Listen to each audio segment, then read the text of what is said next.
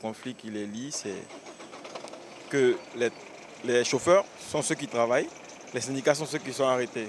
Donc eux, ils travaillent beaucoup, et puis les autres qui ne travaillent pas prennent tout l'argent.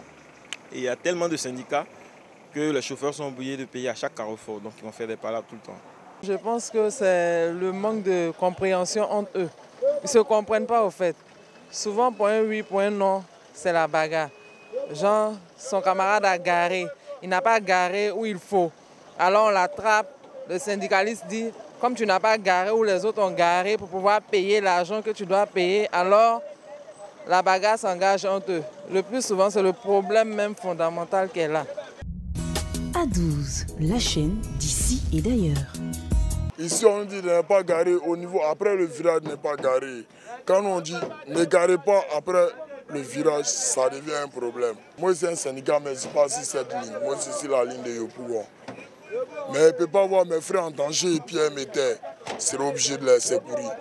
C'est syndicat, il n'y a pas de façon d'écrire syndicat. Vous voyez.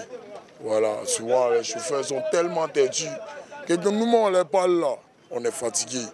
Lui vient là bien de sa recette, donc il fait ce qu'il veut. Dans le camion là, moi mon chargement c'est une place. Une place dans 18 places. Tu t'as le reste. Ouais. Bah, tu ne peux pas monter le prix à 500. Il y a des gens payés à 500. Tu vas me dire non. C'est ça qui fait le bonbon. Les syndicats ils fatiguent plus les chauffeurs avec les histoires de tickets qu'ils imposaient aux chauffeurs à chaque moment. Et puis bon, ça créait des sources de conflits. Chaque fois, quand un chauffeur n'arrive pas à payer le ticket, on lui faisait faire des histoires.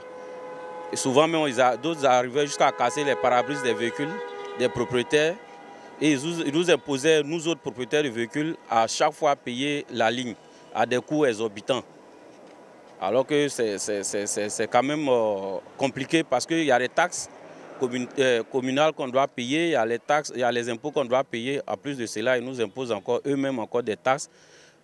Pourtant, ils ne font rien sur le terrain. Ils sont là, ils ne font rien. Même quand un chauffeur a un problème avec un agent de police, ils ne viennent pas intervenir. Ils sont là, chaque matin, ils sortent. Ils s'enrichissent plus, si tu veux, même plus que nous-mêmes, les propriétaires de véhicules.